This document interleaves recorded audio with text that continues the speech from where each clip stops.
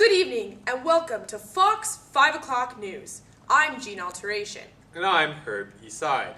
Last night, Harvard and the University of Western Ontario took on the defending champions from Princeton at the College Jeopardy Championships. Princeton valiantly defended their title, finishing a mere $100 ahead of the University of Western Ontario. A sad last place went to Harvard. How embarrassing for those Keeners in crimson. In other news, farmers in Mobile, Alabama woke up today with nothing but dead crops on their farm. What was supposed to be a fruitful year of harvest is no longer looking promising. It seems as if farmers have been misled about the inner workings of their so-called genetically enhanced crops.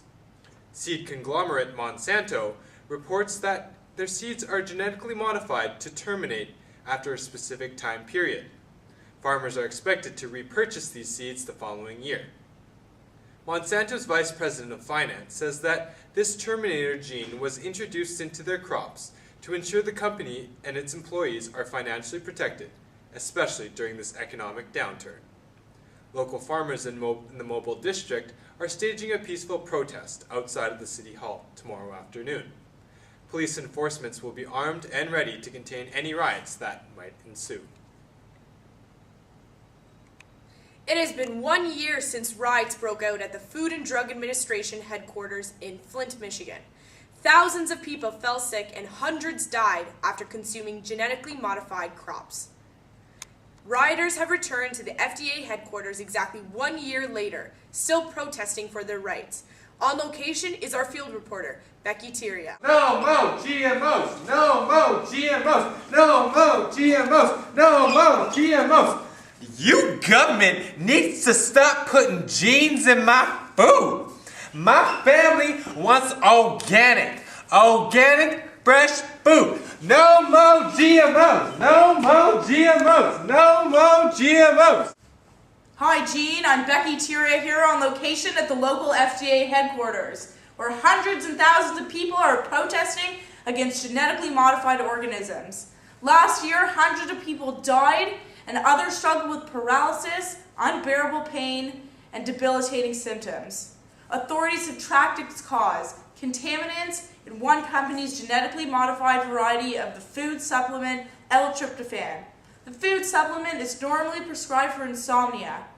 This is evidence implicating genetic engineering as the cause of the epidemic and the efforts by the industry and the FDA to divert the blame.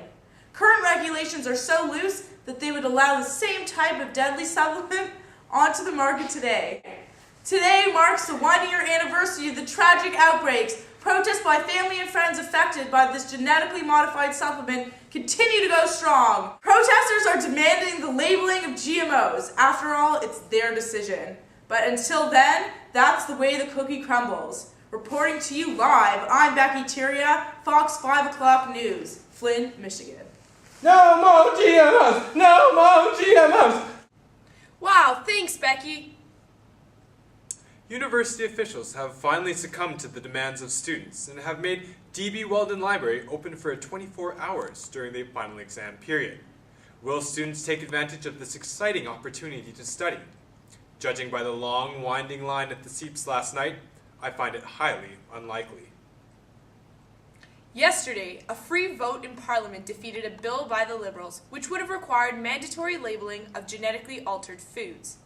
Food manufacturers are allowed to put voluntary labels such as fat-free or even derived from plant biotechnology. But there are no rules concerning GM foods. Canadian Food Inspection Agency officials says it's hard to have enforceable rules because of the complicated food growing processes in Canada. While the Canadian Federation of Agriculture says the industry faces huge losses if mandatory labeling is implemented. Companies fear that consumers will see the labels as a warning and avoid these foods, and that food processors will reformulate their products to avoid GM foods rather than place labels. It's hard to keep some foods completely GMO-free, which leads to the question, what should the label say? Here to answer that question is our field reporter, Becky Tiria. Becky? Hi Gene, I'm Becky Tiria here at the University of Western Ontario to ask students what they think about genetically modified organisms. And what do you think? I had no idea they were in my food before. That stuff's actually in there? Yes. What do you think? I love ham, pineapple, and GMOs on my pizza. Pizza, yum, yum, yum. Yum, yum, yum, yum. Hi, what's your name? Jonathan, And what do you think about GMOs? as far as making agriculture sustainable, looking to eliminate global poverty, I think it's a great and viable option. Sure about that? Absolutely. And how about you, Nicole? Well, if it means bigger strawberries, I'm game.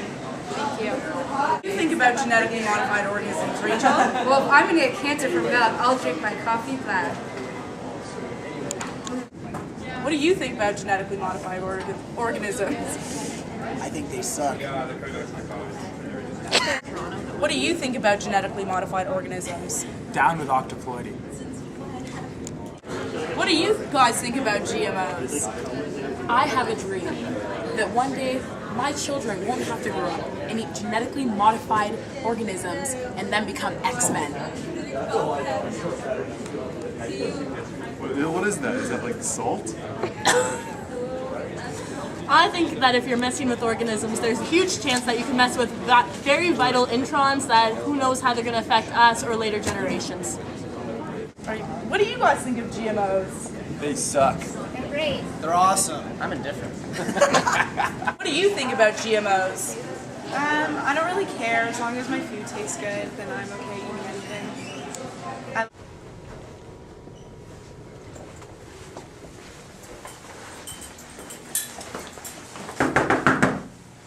Hello? What do you think about GMOs? No. Can you come back another time?